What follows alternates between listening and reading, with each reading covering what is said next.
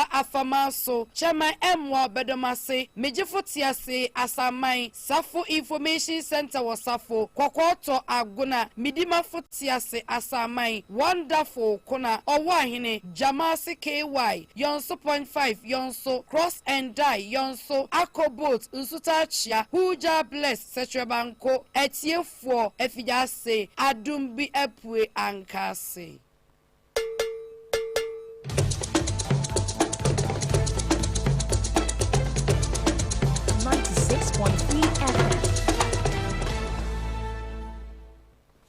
Joja Mediokuru Asia Echipom Yensa Kasafidie Sunni Adeshimaima Yamamu nyina jo emamu akwaba eba Nsroma kasiye dede so ene ye ogefo boso mi de toso mi yensa na ese ene ye yawada na ene yawada ide ensema kochi na gintire kugintire ha eba abremman ena aba besum Nsroma kasiye dede wo Joja Mediokuru nsi Echipom Yensa Kasafidie so na wo hwe wa chebre sima aduasa aboapa enwumre nonum no na ebre aso se yetimidi ni nyina ebebom se Nsroma kasiye dedew na kasiye ensem bebre ena edi adenchecha wo beti ewomu ebie na ensem no ebi ense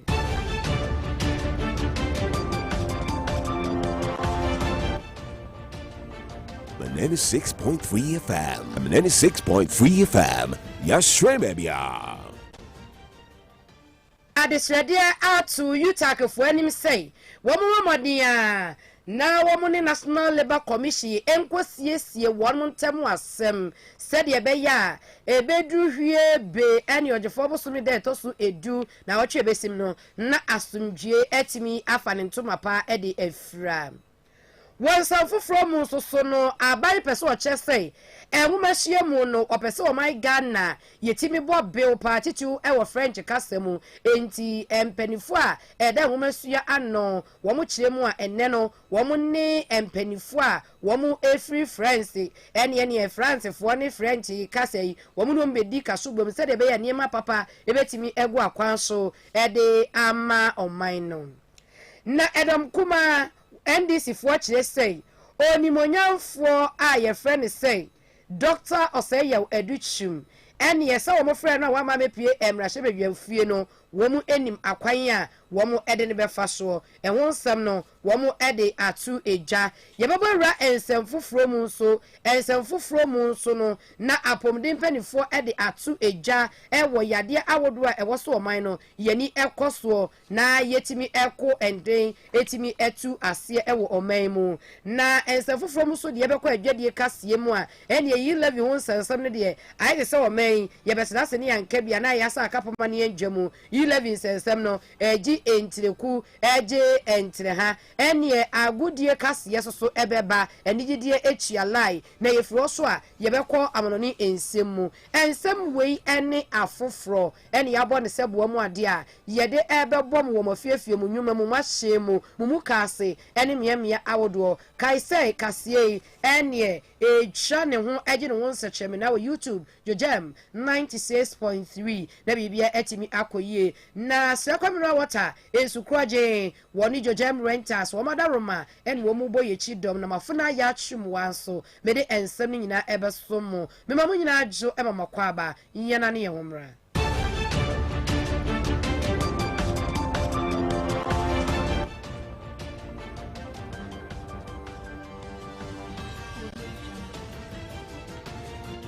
96.3 FM. Yama munyina akwa ba yensha ensam no ase ni yesha ase dia ene Kempinski hotel na adade ni posokra ni nyina eyese ebibremu atoye kubatai na support kasem economic community of West African state na ebibremu atoye kuei womba bedi ehyiemu na Ghana mampanyi na adadamko akufuado achenkwana na wonu bremu bema boada woni ni James nani edema ekuei na woche mu na eye efia da no woni di ehyiemu na so pepo oboso da ne to so aduonu woche wono mu edi ahyiamu ewo abefo ententam yeso na ahyiamudie ni nyina epipo ne sei abantuguo ekoso ewo ebibremu atoye amawoduo ndodo titiu ene Guinea Mali Burkina Faso ene nyanyame kra ne faafo fia enkanansa ne ne ya soso kianti asem de abantuguo timi koso ewo Guinea Bissau herade ne di wo mo afofie na ne nyina mu no na yedigya wane yedi asoa wonti no na danko akufo ado so onim tonti de na gina chono ano se ekuei wonye dwemtinani etu obomoden efre empenifo se omomra no mu de ahyiamu na ahyiamu de a wo mu bedi no eye kwan a wo mu hwehwe adwen ato adwen se ne ebeya ebeboa ma ebibremu atoye ekuo no etimi afa ne ntoma pa edi efra na danko akufo ado echire sei COVID-19 ba ye edi wo ha no ye ne bebre aba na abantuguo soso esa ema ne homne so no se abantuguo no ka bibi chire sei wo se bibremu amampanifo nyina no wo mo sori waka no mo tibi konkoden eye bibie se de ebeya abantuguo agene a enne edidi asrafo bitirimu no wo mbetimi etu ase wo se asembie ani wa eba sebi ye de sekan ene timi echicha eye anu ya ene yetimi de ka na se ekoba se bibi ikoso wo ma bi mu na sojani anasa bamboni woni omampanyini nyaaji a enya abantuguo eye kokromoti ne de to aba ne yetimi de yi saafo no de free so enu ni nti se suban a enne ema no homne so ewo ebibrem atoye ne de wo mo ekasetia se saa niema we no wo mbe sha tutu niema yie eti enne no wo mo gbomode a se wo mu hwehwe adwe no wo mbe penu agubre ekwan a wo mbe ye hwehwemu ahu sei anye bia edi enti ene bebe obi tiri mo sole ya na aban bi ti so a wo se saa aban no mo no homode mi kotu na ban de ego afei ebi ososo de epa eni suban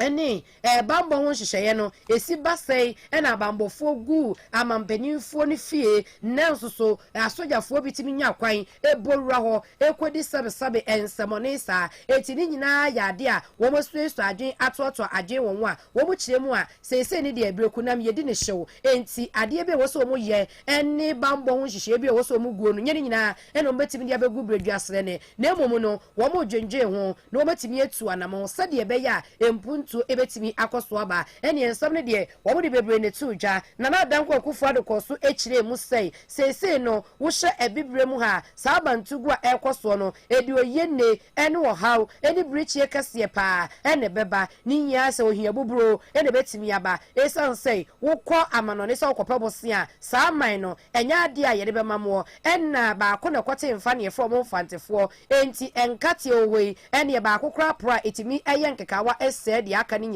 nyina yesei saa abantugu a ekoso abibrem to atoye no ebetimi anya nshinso aso bone esan se oman bi efri abibrem atoye no okopebose a ede efri baabi a ekoba saa no a na yese animonyam no amwo no soso etimi apepa enti wo muntimi anya nhwahan emie mfrom se simpapanyini ene wo matena se ape enuagubre wo kwan a wo metimi afa so. Sissoko Embalo of Guinea-Bissau by a military coup failed, and the would-be putschers are being rounded up as we meet. I speak for all of us when I applaud President Embalo for sustaining the validity of the democratic institutions of the Republic of Guinea-Bissau. Your presence here is a strong indication of your willingness to find a sustainable solution to the resurgence of the canker in our region. Let us address this dangerous trend collectively and decisively before it devastates the whole region. Excellencies, the resurgence of coup d'etats in our region is a matter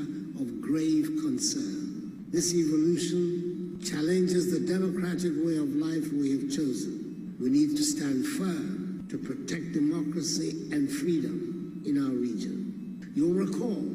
that during our virtual summit held on the 28th of January 2022, we suspended Burkina Faso from participating in ECOWAS's institution and requested the immediate release of President Roch-Marc Christian Kabore, who was detained alongside other political actors. During our summit, we reaffirmed our commitment to upholding the principle of zero tolerance for ascending to power through unconstitutional means, and therefore demanded an immediate restoration of constitutional order by the military. To assess more accurately the security and political situations in Burkina Faso, we agreed to dispatch 2 missions, respectively,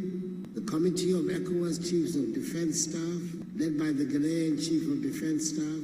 on Saturday, 30th January 2022, and a joint ministerial delegation, led by the Chairperson of the Council of Ministers, the Ghanaian Foreign Minister, including the President of the Commission and the UN Secretary General's representative for the Sahel and West Africa, on Monday, 31st January 2022. Their reports have been submitted for our consideration. Excellencies, I commend our continental body, the African Union, on its firm decision to suspend Burkina Faso from participating in AU organs and institutions, in alignment with the decisions of the ECOWAS Authority on the situations in Mali and Burkina Faso. The African Union expressed strong support to the efforts of ECOWAS in addressing peace and security challenges facing the region, including the resurgence of military coups. This is the solidarity and international coalition that are needed to hold the political turbulence in our region and the continent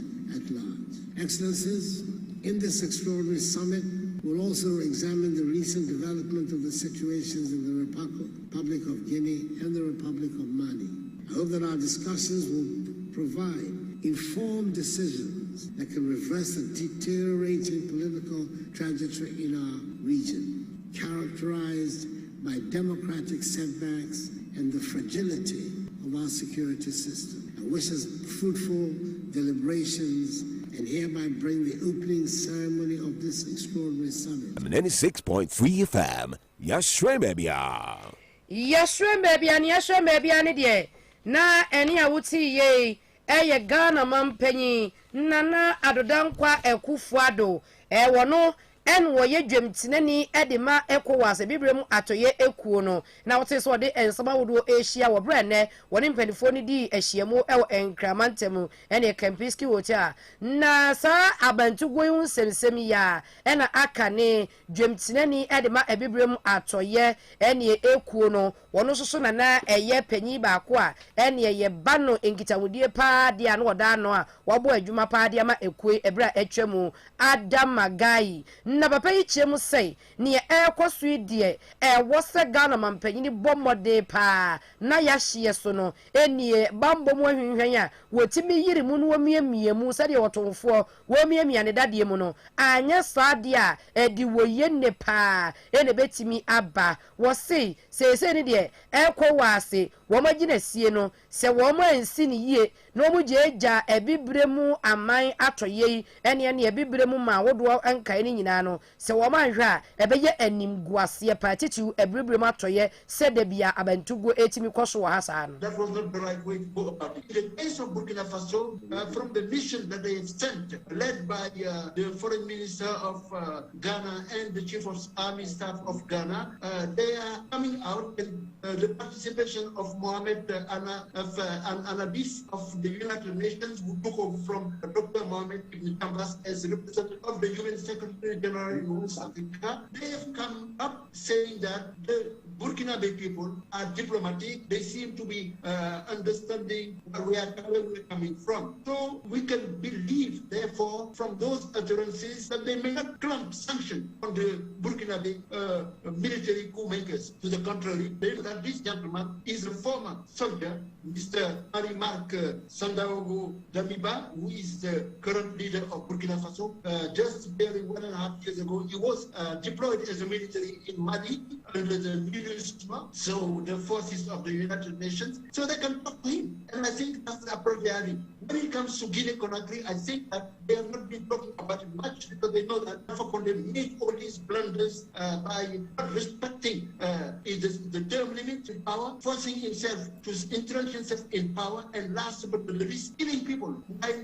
He tried to get a fraudulent election in October 2021. Last but not least, countries. The case of Guinea-Bissau, that is even worse, because people are saying that Mr. Embalo Sissoko, a general, has been under this attack because he was trying to fight drug traffickers and those kind of corrupt people. He is at the center, at the epicenter of these crimes. A boy of Blaise Compaoré, he didn't send to America Antonio Injai, a former chief of army staff from Guinea-Bissau, who is accused of being ignorant to anything. He said he will not relinquish him to America. And also, in the past, really, he was involved in all kinds of shenanigans with the Blaise Compaoré, dealing with the terrorists and the traffickers, corrupt people in the northern part of Africa. And now that the same thing is doing in eti wa wote brofo ide na nim ba bia efiri eba eti omo nta nka brofo francophone countries no say won brofo from the French ne no mo kai ti we no adamagayi aka ni dwemtinani de ema ebibremu atoye ekuo no na ese wono kra na ehwe ngitawudie ho sem so enti ngitawudie ahweye no wona na da wono ma no na wote se wode nsema wodo etu eja no yetwa Nsroma KASE de ono so ne yetwa so a yemfiri ene abantugo hu sensem ni monwura enwumahyiamu na enwumahyi a yebo awram ni nyina no ni nyina ne se Ghana abai titu ahye ye hwe enwumahyi hu sam so wo pesai wo boa pa ema oman Ghana ene kasa eye French kasa no wo hye ebibremu wane amawodo so a kasa edi akotene pa eye brofo kasa ene French kasa enti se wukokoduru oman awodo a wo moka French ne ene wonte a ene no ane se wonam a ebi wo so na wo so brofo na wo koka no wo monte eti ekobasa emadwadie ene dwumadie hodo no entimi enkoso eno ni nti na yese enwumasua aso eye no wo mo abomoden ene French fo wo mo aso eye kese wo ha mpanifo adi ahyiamu se de ebeya ebeboa ama sa French kasa no ene brofo kasa no wo matimi asue ni yie pa na ne nyina atimi akoso eno ni nti Dr. Yaw Osei Educhim na se enwumasua aso eye no so afọ da wo no wo se sa by language wo MPP abreso no echese wo mo de nsisaye kese pa na eba wo nwumashiam. We are getting this. We always have known the Peace Corps from America, and now we have the French Peace Corps from so many countries. So this is a watershed moment for our country, especially in French language learning and mastery. And we are very, very grateful. It's a great day for us, and I can't even describe this to you how happy I am. We need more support. We're going to need more support. The French embassy was very graceful and gracious to us when they sponsored the bilingual schools, got a classroom painted to change the learning environment. If you go to the Minister of Health Basic School, I visited with the former ambassador, beautiful classrooms that really attract the students. And now we are moving to a situation where we can have a whole school, everyone engaged in it. So it's not going to be one class, but we can get a whole school, every student in the French-English bilingual program. And then we move things forward faster so that during our generation, the bilingual issues surrounding French that have eluded us under the president of Nana Addo Dankwa Akufo-Addo, will begin to see a change in Ghana. Enti ensesa de yebehu wo Ghana nwumasua mu ene se enwumasua no se de French kasa enti ene oba wo kwo aban suku nkuan ne ntotofe wa no obesha ase na French wo so atimi asua bi enti oba no wo kasa bonjour comme ça va très bien merci ene oui is a compre enti ene wo ba de ka enkase adembe kasa be no akosu enti ese de French kasa wo mo be kapa ma bibia gina ne na so na empenifo bi so a wo mepie dwumedie na se e won kramantemu na esa so ye hwe nwumasua no wo maso ye wo bra ene wo mo ne French empenifo di ahyiemu no wo mo de ensemi etudwa se dwumedie kra no na ye mfie mpim yenu ni du nwotwe e na aban de si nani so ene se enne ene wo da ne di the launches are application no nipa at least 700 people and apply for Ghana so bia person Ghana see and so more apply no and I say that be entime for bia because a pilot program for now et you be funny part 21 you sure omamba no mo free France aba Moldavia aba Serbia aba Rwanda Cameroon DR Congo omni amo e francophones So ma 10 and a member so ye edubako ke na omu obehia ne. Ntenada another case because and then in fact minister I officially launch program no. Ministry SA launch program 2018 IFN bilingual school program. Pro and say ye di some subject be best chase from P1 actually in French language. A bit say mathematics, science and ICT and from P1 no sa subject in French language. French teacher mobility program no for 2 years and your mobile nobody had 2 years. But the first year no you be sure you mo ya no so as ye maya near renew contract amom. Engineer this say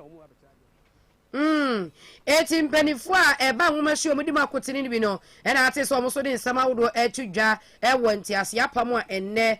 Ghana asoye ye hwe nwomahwe ahosam so wo mo ne French mpanifo akọ se de be ye omba bebo mfie mienu edi yanim no mahwe achereche ye mofra no French kase na ene French mpanifo so obo ba ye no ebi di nsem tudwa sei sese ne de wo hye ewiase nyina kasa mienu ne di ahim French kasa ne brofo kasa enti se wonte brofo na wonte French dia na ne wakwantu oduru bia na ye den pa e dia ma wa se wasaka puma na wanjoma na womuna na wuti sumni nti wombaboa ama enwomasua titu French kasam no etumpon wo my Ghana. We consider the world now to be a global village, and if you want to be part of the global village you must speak at least 2 languages. In Ghana you people know English, which is a wonderful language. We are coming out with French so that it will open you another doors. It will open you doors to my country to Cameroon, for example. When you come to Cameroon, you must be able to speak with to do your business, to buy your things freely. And you might also go to France, to Canada. There are so many opportunities. Knowing another language is knowing a new culture. It means that it opens your mind. So we are here to Frenchitize the Ghanaians. 96.3 FM. Nsroma. Ti French for no mba ne bi na ate so mo kasa no na nwomahwe so ye na mu fa nkopiem wo mrahye bedwafie eti mrahye bedwafie m dia daje ni poso kra ni nyina ye se mrahye bedwam edom kuma no na se omo na no ni eyo munyafo Haruna Idrisu NDC fo no omo na eche se omo buafu pa se edi enti do mato nsa ede afre onimunyafo Dr. Oseyaw Educhim so afo a wo hye nwomahwe ahosam so se Ghana enne nwomahwe wono ahwe adonkosi so ase agora tetateta wodie wo nwomahwe no mu a eti wono a wonyina hwehwem na wo misa ne wo se anya bia nti me Oseyaw Educhim prof kamidi wo Dr. kamidi wo de bedi wo man nwomahwe kwano nti eye na no no mo se ye pe be hunti de chechire bo nti wo mra no meyi nsem ano se ne any free education yom de ba ya tete apansam eno kra goda nche ya na no wo mo ho no ma say yesi yakofa education system bia ba ene wo mba be kono 2 times ene ne ma wodo afi wo wo mo se yatesa no wo mo se na no de agwo be enchemu agwo be sa na woni monyamfo wodi sa no etu wo so mo won sem bisa ne pa ene ne wo mpeso bisa ne kra ni utak nsem ya edi ade ncheche ya eno no won sem ene laptops ahodo bo sha bai kokoshe yese affordable housing wo ba be bua ma chechefo etiti bia mo no eti edi onimonyamfo yi woni mpa wo mo boa no ne da wo ba be piem won de nsem ne de wo mo kentema be de pa ebisa no wo mo buofo pa sei wo mo to mo nsafre no a as wanti bia me piem. And a further assurance from the whip. Are you in charge? That your Minister for Education will be here to respond to those questions. Thank you. Enti simple and short. Neso onimonyamfo Haruna Idrisu wono ena da NDC amyoko na no ewo mrahye begem na wo wieye no an onimonyamfo Frank Anodom Pren was ye jawa kuwa ada na mokra mo twe asem tan sa medical ka kire mo sei woni monyamfo Oseyaw Educhim dwane ni wo dwane na emom no oba wo chadwa ya na yesi wosiesie no ho wo boaboa no na hwiebe wo beba na ensema wodo bi ya mo wosem bisa no no wo jefo bosome de to so nkura na anidum de wo ba begira manim na ene mo akasa mbotutu no sire ne abasa se de ene akokwa ntwiwa wo tutu tefre abasa no a mo akasa matutu no. Except to say that the very correspondent that the minority leader referenced coming from the outfit of the minister is dated the 1st of February, and I engaged the table office. I'm fully aware that this correspondence got to this house yesterday, so maybe that is for your information. The other aspect of informing the members involved I assure the leader that we will do the needful. I thought that we had had an agreement at concrete, but be it as it's made, we will assure all the members involved. And Speaker, I also want to guarantee that I've engaged the minister who has assured that the date communicated will be respected and he will come to the chamber and do the needful. 80 Onimonyan for Frank Anodom Pre. Wano and Emrashabe Fie no MPP for no, and ye watene to the woman to your bibia with me tian, e won and sensem no, and what they are to a jano. University Teachers Association of Ghana, UTAC for Busumi Makuma, Wamuti, a genese, or Papa Sumi Nimwa, now Chumako and 9, into Papa Sumi Danetosu edu, and Wamuti a chia, Wamuche say, I buying a per sebi with sissy one more, now Pama 1 to know I wasn't walking kind, was so a market chiano, now Busumi Bia, and Yanam Yama would win Yamuka Kabomwa, a American and Pimino, and ye Emusobe say, and your watch, and 9 Eguso, I fed dear, I buy a shada swa ama se se edru aha nkro ne aduokono enso echiripo aduanan eduawoche ennan nanu no wo che sei enti ase apamo mo koye ene aban koye mfiempimienu ene dumienu no enye saa no mo kan no na aban ebesi osisi wo mo na wiase de wo yonko eda ne woda na sebe aban ene wo mo ne nam nko behu so wo mo so mo brepa ne ntesukoko wo manum no magai etifita na agro ase eyi busumi a na ye osana busumi ni mu wo muti atua saa ma atuatie ni mu embenifo ka cho mo sei wo momode no mo nchi atuatie ni ensen se de be ye wo no mbekasa na wo mo se atuatie ni de wo mo chi sensen ebo aban tene se enkosi afi mu no se wo mo yi ade na aban anhyeda anye no amfa mo de a ene atuatie no mbete aya agro yekodi bronya bai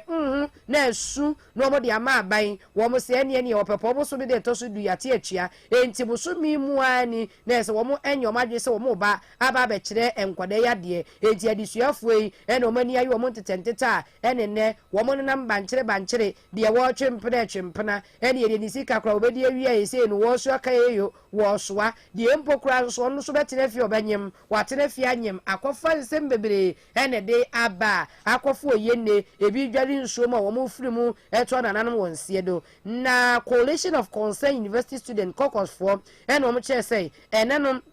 Hombabo modin no matwa krata atententen e de akwa ma aban no mo ye say hwiebe wo mo be ye kire pa chenjireje e de akwa piemu e wo Jubilee House se de be ya enema nyina betimi akoyie nanso so no me ne wo ka say de e ya de a enwomasua so ye embenifo che say wo mabo modin e no wo mo ka se de be ya enema nyina betimi akoyie na sansem ya Accra High Court Labor Division no wo mo bo modin ko asetena ne no wo mo e de futsuo ama National Labour Commission NLC for say asembie ni wono mo a ye de sebi akuma ne se kan ene eka ye de ya anobrebe ohoi e ma ba to e de enko na asie e wo mo ni University Teachers Association of Ghana UTAC for ntemu a enu ni nti wo mo ntimi enka ema asumdwe entimi enkwa aso bi akoko etua soro saa no na wo mo kira na yesese atuate a ene wo mo te ye no wo mo bo mode ama NLC for wo mo tabiri wo mo so obodo wo mo kwa akopiem wo court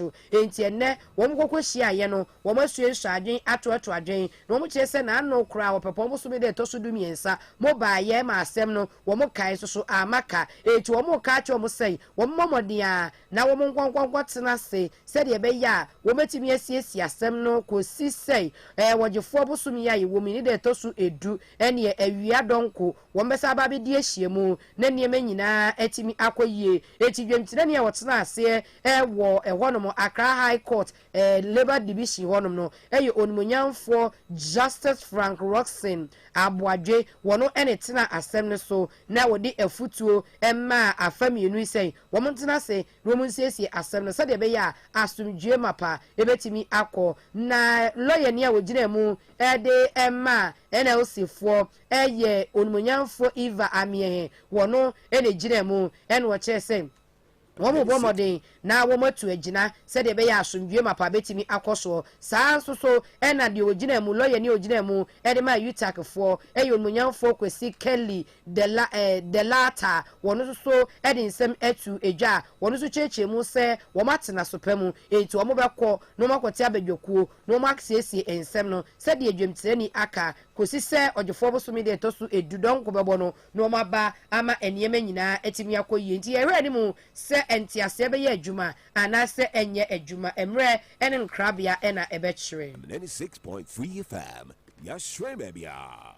yɛhwɛ baabi a ne yɛhwɛ baabi ɛndeɛ na yɛwɔ adwuma ho nsɛnsɛm no aban ɛna ɛtwerɛ sɛ Ghana Prison Service wɔn ɛkɔ nkoden paa na wɔn nkodi a wɔn kɔ no wɔn nkɔ so na wɔn mmɔden ɛwɔ wɔn ahofama ne etu ho akyɛ a wɔn ɛyɛ ɛde boa ɔman no ɛnam so ama panyin kwankyerɛfo a ɛne Fair Wages and Salary Commission wɔda ano owura Benjamin Arthur ɛne wɔkyerɛ sɛ aban ɛni sɔ deɛ wɔn yie paa wɔsi wɔn sɛ wɔn fa wɔyɛ ne wɔ hawa benedie mu na nso ne nyinaa mu no wɔn bɔ mɔden wɔn egu so edi anobaaba yɛ sɛdeɛ ɛbɛyɛ a wɔn ha wɔn de bɛto wɔn anim ɛfo wɔn enwa nam ne wɔn adwuma no nneɛma bi a ɛwɔ so wɔn hyɛ na wɔn tu wɔn akatua mu no ne nyinaa wɔn di nsawɔsoɔ sɛ biribia ɛtotɔ din a aban bɛhwɛ na akatua ntumu no wɔtumi ɛde ama wɔn na biribia ɛtumi akɔ so 96.3 FM Yashwemebia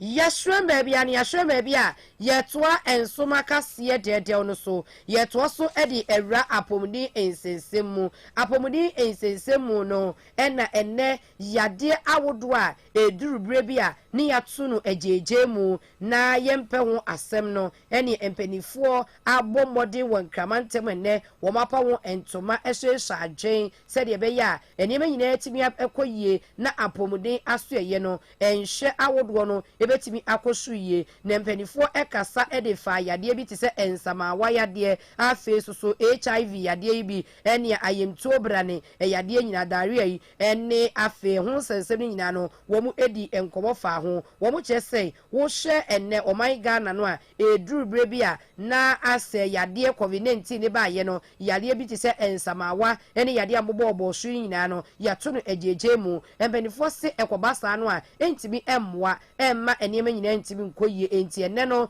na te sɛ world neglected tropical diseases no wɔn atimi apa ho ntoma ahyɛ saa ɛfɛn na ɛsɛ asɛm ti a ɛda so no sɛ yɛbɛbɔ mmɔden na yɛtimi akɔ nkɔneama apɔmuden ɛtimi agyina ne nan so yie sɛdeɛ ɛbɛyɛ obi anka ɛban akyie wɔ bere a ayarehwɛ ɛtimi ɛkɔ soɔ ɛno ne nti Dr. Patrick Kuma Aboagye wɔn ne panyin kwankyerɛfo a apɔmuden adwuma no wɔda ano wɔn na de nsɛm tu dwa ɛfa sɛ adwumadie enti wokɔkɔpiem ɛwɔ suapo awodoɔ no a wɔn yɛ nkyerɛkyerɛ awodoɔ ɛde ama wɔn wɔso mbɛkɔ so atete Ghanafoɔ ama wɔn nyanimdeɛ sɛdeɛ ɛbɛyɛ a yadeɛ awodoɔ bebree no yɛbɛbɔ yɛn ho ban ɛde afiri ho. The government of Ghana places very high premium on health and other social services. The improvement of human capital and therefore health is central to Ghana development efforts. To further underscore this, the theme of our national health policy is creating wealth through health. And that means we need to ensure that these people are taken care of. NTDs are known to be the fourth most devastating group of communicable diseases, behind lower respiratory infection, HIV, and diarrheal diseases. Fortunately, there are inexpensive, safe, and effective medicines available for the 7 most common NTDs, which are the intestinal worms infestation, elephantiasis, river blindness, bilharzia, and trachoma. It's gratifying to mention here that with the assistance of our health partners and the invaluable support from the communities, Ghana has been able to eliminate trachoma, leprosy, human African trypanosomiasis, and has also eradicated guinea worm. The Ghana Health Service will ensure that these diseases become an integral part of our UHC package as we move towards 20.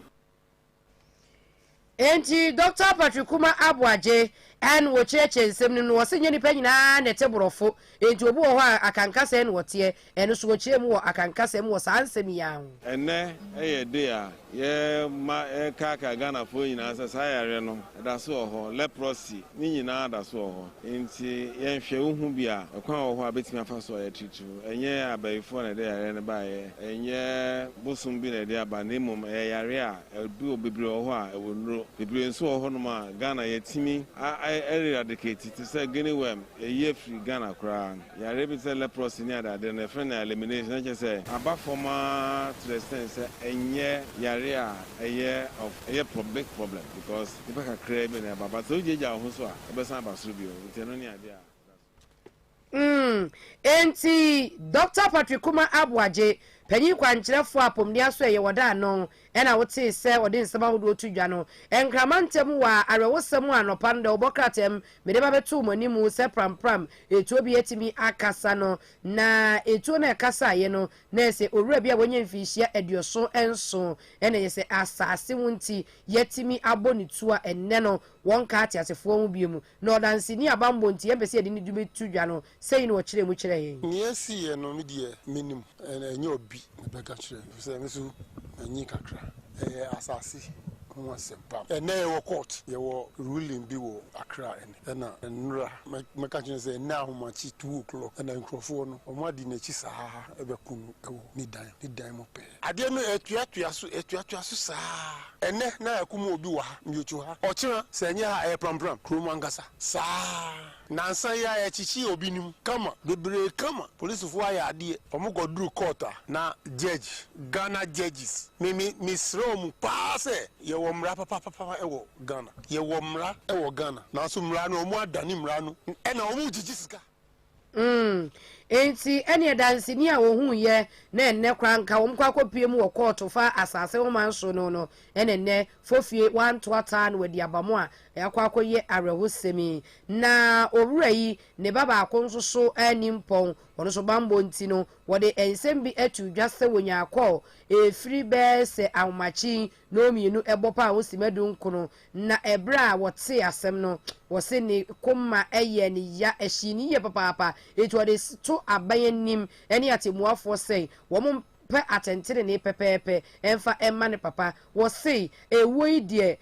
wonim de obi epe ede efri no wa wo matimi ababeku ni saa na wei enye de edi kan kra esisi wo mpatem wo enti abanhwenye bibi mfa ho. Junior brother gave me a call around 1:19 by 2:19 around 2:19 he called me that my dad was shot dead. So as I came here, I saw my dad shot down. That's all. I'm a man, but everything, I keep me to everything. You have to keep me with it because the speech is a power sometimes. Well, I think that's all. Even when people are about to buy land here, because of those killing, they sometimes return back. That's because of the killing and the gunshots. I think it worries a lot. So I think we played with the policemen to put stop to this. Yeah, we played with them for them to put a stop to it. Because this is not the first time, this is not the second time. That will happen, and we can't keep on watching this. So this is the time we are playing with them once again. They should fight hard. They should try their possible best to help each other. They are our guys. So this is the time for them to put up their best. We are playing with them once again. They should put up their best for us. Enti where they kafra. Enti abayi hwe no patentere ne na se pram asase hunti yakobo obi tuo wo ho no e na wote se adansefo bi edi etu edwa no na ye free won pm wo enfifi mantemu ehwo e na efri enra ababa wa ye frɛ no comfort a ene wo kwa akope bibi abedi enime be ye de ne nam a eno no kai bia kwa akotwi afa ne so amotimi ato nana no wonsie do posi ni ba no eno nsem no ene se ni nua ba eni ni kunu wo mo do wo nua tumo ye so mo ware kra no enche ya arehusemi etimi asie last year 24 September ena me bacho ena me wo ma anko andra wo kwa dum ka chem sa ko ma men twa no manura ansa and so di ma so ye ma kenya so embo for 13 na 5 omba di mo wana my different se matidies as in TV nti ono so wanti manka no do dala chance nti na je say ama me hu dia me na me sa dia me frɛ na ka je so omba me ko me fra obi am fa me frɛ na man ba ko fa ya si ko di satem na me hu ye me ti mo wana police me ba ko so frɛ me say mo me wife picture awo me phone so me fancy me say aden nti me ko police station me ko ye no omo so ti to obi anka we na yes idea the motor them that na me friend line na omumfa ti the motor me on na we share police in point for no almost is idea yamrafi ti be do fia na my chance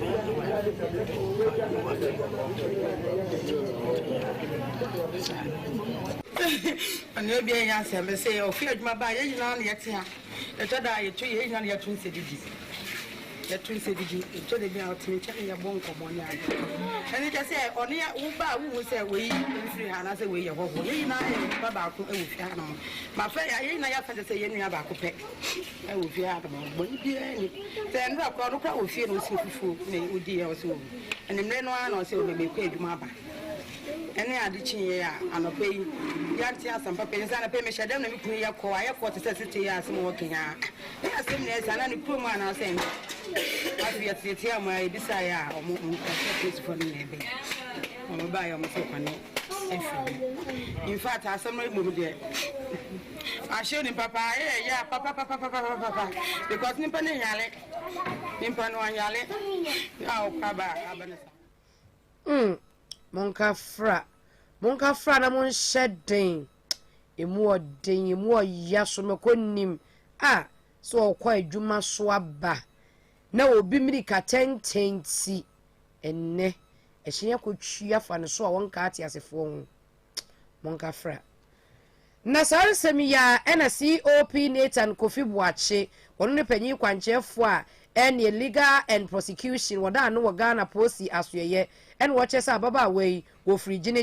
enti wo mabomodea asoma wo mpanifuo ni bi e de ekwo said ye ya wo wu adwuma ni munti no wo mo enna bibia no ehye wo mo nsa wo mehye atoto wo free gine enti yasoma mpanifuo so ko gine ekohu abusuafo no se le ba onti ye kase fisi a wo afo regional commander so ne nkofo promo to gine na se ne sister odika ne kaya adwuma we ni de eyowu ana na nye police adwuma ko adwuma bia Bible say bibia mu no yemfa asida emanyame nti yeso ye de asida emanyame na de to aso ne say it says owu wo adwuma no mu nti no police for be fa ho bibia aye ho bibia se ne fata se ne ese na de abehu aso ye ko catch e panyini no so adwuma bi ewu mu aso enti COP Nathan Kofi Boache panyi kwanchefo a ene wono womo amamra no womo ntoto ye ne kwadu bosam wodi emuntiti man no da no e wo Ghana posi ahwe no na ate se wodi ensem etudwa efa arewosam a awra comfort watimi afemu enti eden ebusua monkafra na yepiem wo ensem foforo mu a posifo abomoden na emode a womo boye no womo akwachi awura bi a ene awra ne de Anas Lad na Anas Ladi ene wenye mfishia eduonu na 24 years na me no ka say wo kono akwachi aposifo kukumu na mrepa no womo asai afre no no mato aseni ni so na so manya magistrate court ne call asetena na bra womo ekọ asetena no na eni nyina emunu yese ababa wei Jemtire ne wotena egwamu his lordship Derek Okulu wotena egwamu na kwadubofo inspector Emmanuel Aite wochechemu ede ache court no en woche say ababa waladi ene wo kura ye friend se pon en wo lo wa manya krobo ne mensi ni mu wo epoye mantemu na wo bokokọchi no ene opepo oboso ne de toso eduasen ya na anu ya no bokokọchi no ni nyina ne say ababa wei ene eti ene yese woye na ti na woye ne se wi eni enubone no de fremu na ene waye aye ti no woye enso mo munim woni de wo munim na no no munya ne ntie ene o mo bo omode a emma wo mo kokoche no na o mo kira asede pieson enkoma ekusie district police commander superintendent Cletus Abandamlo wono en wo bo moden ema wo mkokotimi kokoche no eji sese na o ma chede ne de wo mo bo moden na ene ene no wo matimi de na kwakotwe aposifo kukum na nhwemu bia no wonom atimi aye na wo si wo mo sa agi no boni bi krom susu se eye ebi cocaine ene ne ma awodo eji sese ne de wo mabo esem no ebenya wɔn ɛsɛ wɔn kɔ akɔhwehwɛ mu nti wɔn nefua edunan na wɔn hwehwɛ mu a mmerepɛm no wɔgyefoɔ bosom de ɛtɔ so edu nwɔtwe wɔn bɛsen aba na wɔn atoa asɛnniɛ no ɛso. 96.3 FM. Nsroma bia. Yempiem wɔ asantemantam mu adakɔgya akye ɛne Kumasi Technical University wɔn campus baako ɛwɔ hɔ ɛna aposifoɔ ɛtimi akwakosi posi ahwɛyɛ baako a ɛnɛ wɔn akwakɔbie ano na ano bie no ɛno na DCOP Kwesi Akomia Apreku wɔn ne panyin kwankyerɛfo a ɛne asantemantam mu posi adwumakuo no wɔda wɔn ma no ɛna wɔsi ɛnɛ ɛyɛ ɛdapɔn da Erade ayɛ ɛne nsɛnkyerɛ no so aba posi adwuma no mu ɛne amansan nyinaa enti wɔbɔ mɔden de atwe obi bia anim sɛ ɛduru brɛ a wɔsɛ Ghanafoɔ nyinaa ɛne temamufoɔ ɛne posifoɔ kɔ mu bɔ mu sɛ de bɛyɛ a wɔn bɛboa aposifoɔ ne ayere pɛmpem ɛne bambɔ mu wɔ ɔman no mu. Become a shared responsibility between the police and the community. Our mandate can hardly be achieved without such collaborative effort and support between the police, government, and the general public. The general public represented by Nanano, the business community, public-spirited individuals, civil society groups, and financial institutions. Enti DCOP Kwesi Akomia Apreku wono asantemantam posi adwumakuo no wona de omano a wote se ensema wodo no wode etu edwa no na wowieye no engineer professor Nana Osei Owusu Echan wone vice chancellor Edema Kumasi Technical University wono so kyerɛ police station ya abai ebeboa ama bambo etimi akoso ede ama adehia ewo empatam wo nyinaa na wo mu wogidie se ebra empanifo awodo a wo mo ba obesra wo mo ene adwumayefo nyinaa no wo mo nkwa entimi nkoda sanem enam bambo a ebetimi agyina ne na aso nti. These planned developments would eventually turn this campus into a bustling enclave where on a daily basis we expect about 5,000 students, staff and visitors to come and go from this campus. This, in addition to a rather fast developing Adakojati community, would require a full-fledged police station to adequately cater for the security of the residents on this part of the Ejusi municipality. So our ambition as a university is to develop this unit into a police station in the near future. Beyond the establishment of this police post, the university sees coming into this community as an opportunity to contribute to its growth. Engineer Professor Nana Osei Owusu Echan one vice chancellor Ede Kumasi Technical University and I was saying in Kano yemfri wo ensem no nkopie mu ewo adwadie kasie mu no levies ensem ya sese ne de fotosanfo ne mpanifo wo mu chiri ewo my Ghana ne ncho ne nchoa so se de be yo mbekyeche mu ede ache Ghana fo nyina eti aproboi wo mu di ka kopie mu wo epoye mantemu enom ko fifi mantem ne atoye mantemu ho enom akodi ahie mu ne mpanifo esuesu agyen na ewonsem no na eso munyafo kanu for Riata Ghana fotosanfo wo de ato dwa sei oman no kabima min kabi ekoso na kro ye ene nkabomu na ebetimi aboa amu oman no bibia atimi akoso na ba ko wa agra eguo ntino se aban ni gina efa baabi ba ko pe ene wogina wogege to de a emmoa oman ni puntuo nkoso na emom wotere ne nkwa ba mu a ene beboa ama eto ogege atimi akoso na wo hwe enwoma sua kra no a emfie nan ne fanie wo mo ba ye no wo ma sei sika pudru a eye Ghana sika no opepe aduanan opepem we nya opepe ko opepem 40 billion Ghana cedis and o must say e wo nwoma sua ho nko a afi bambo ho so se be ye begina ne na aso ne so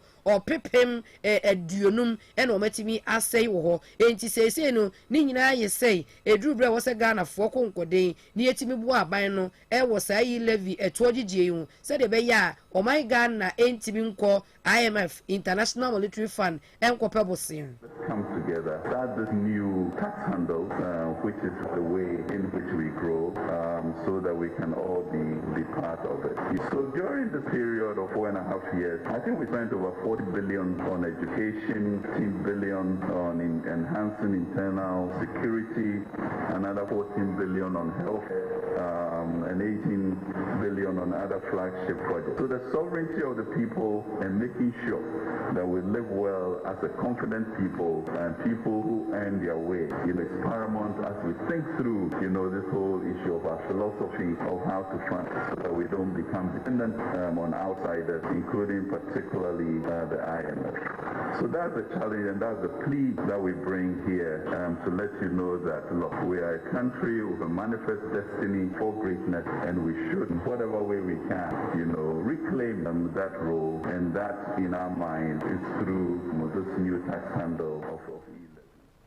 Tigana for to sound for when we young for kind of for reatani na wote ye no na Isa Fuseni enso so ayenkita wodi ebo fotene e ma NPP ewo atoyeman temu e de nsemi bi efo apanyi de so. There is no anywhere in the world you introduce ade a friend tax obi ababo hose oya ade a ne tua ya but sa ye say kwanchanse ade ayefe no na ye discuss na ye de ye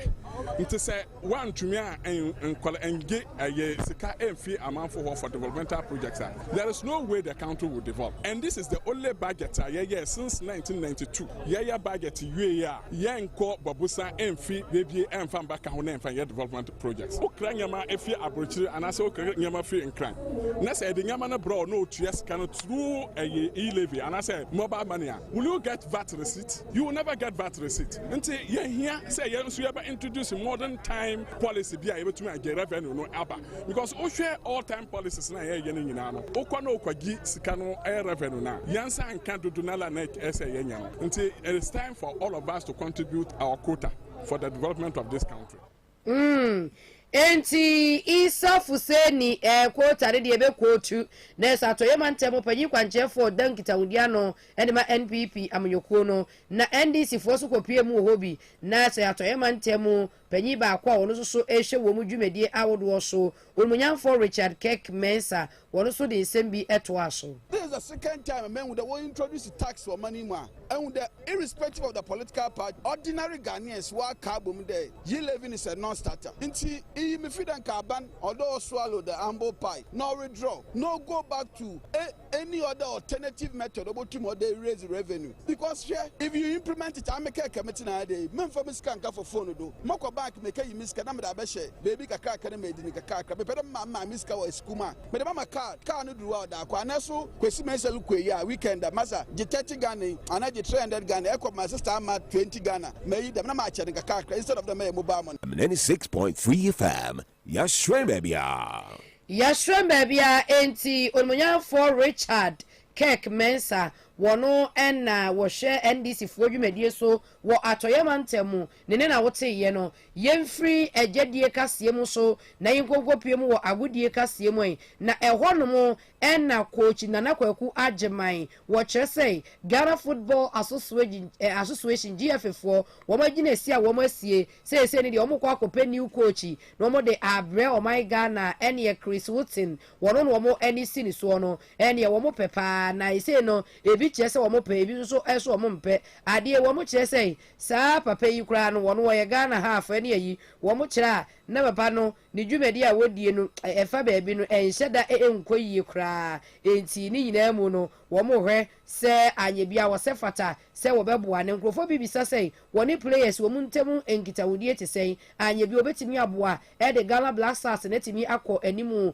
anase etesei eti eno akwakoye enkomodi a Ghana fo bi NGF mpanifo no edidie nanso ni nyina mu no enkrofo bi se otu ado na yese womra se de be ya bibia betimi akoso nanso so obi susu kyese Chris ne no na coach Nana Kwaku Ajeman kyese wonu de otimi se nipa obeba na obeboa o my Ghana Black Stars team na menagina na so papa ye friend se Chris Wooten wo moma ono ne mum emra 96.3 FM Yashremebia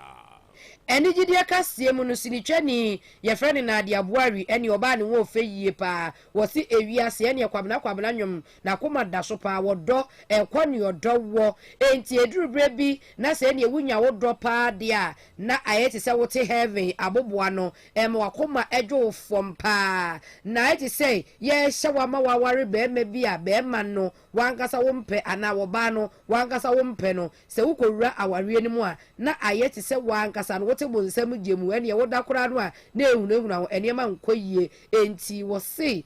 enema wo pe na wunya wo dom no wunya emma wakoma eto wo yem na emma wankasa wutimu se wo abodwobre anase abodwobia emma wakoma nyina no esisi so enti ne wo ka nyina ne sei ma obi entie anansesem se wobu wo asika no de wade wobu wo ahofe no de wade wobu wo adibire no de ware no yen nyina mfiri wo na yen hwe se de be ya baabi a wakoma wo no ehwo ene wo hye wo japade titu wo domu a bibia ebetimi akoyie 96.3 FM.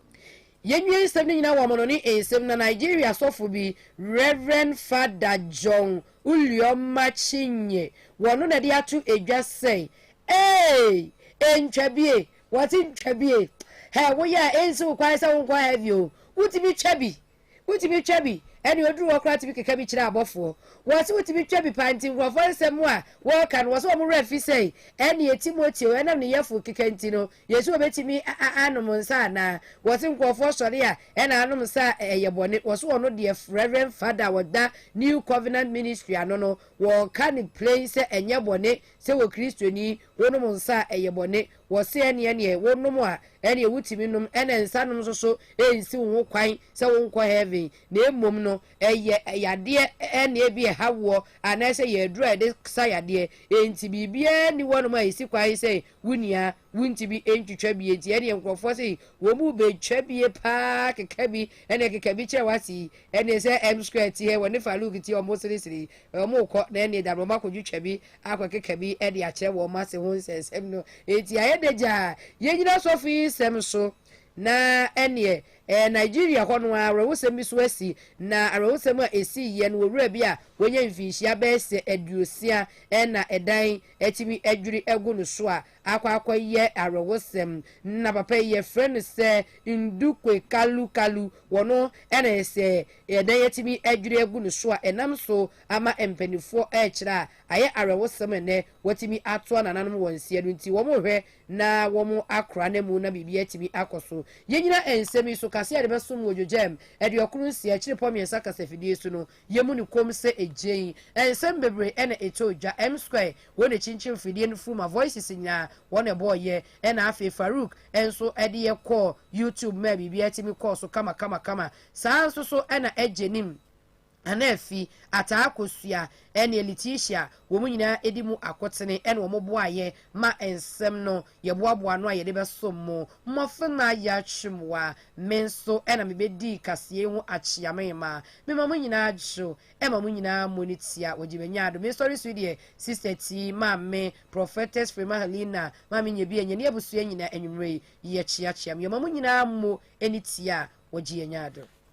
Jojem FM 96.3 Yashrem Bebia. Jojem FM 96.3 Yashrem Bebia. Yashrem Bebia ye kwedie na ejenim sports professor wone na pamfo mba betena se na nonso ya agudie eho nsem no mode aba entietiefo madama mampatam nhwe dwumedie nene entimi ema wakwam nto mu hwie be free kwese ade kwa na wotwe besim ne wosim na kra na ye kontiene no agudie na eto aso de amamo be mu nyina asema mu nyina moniti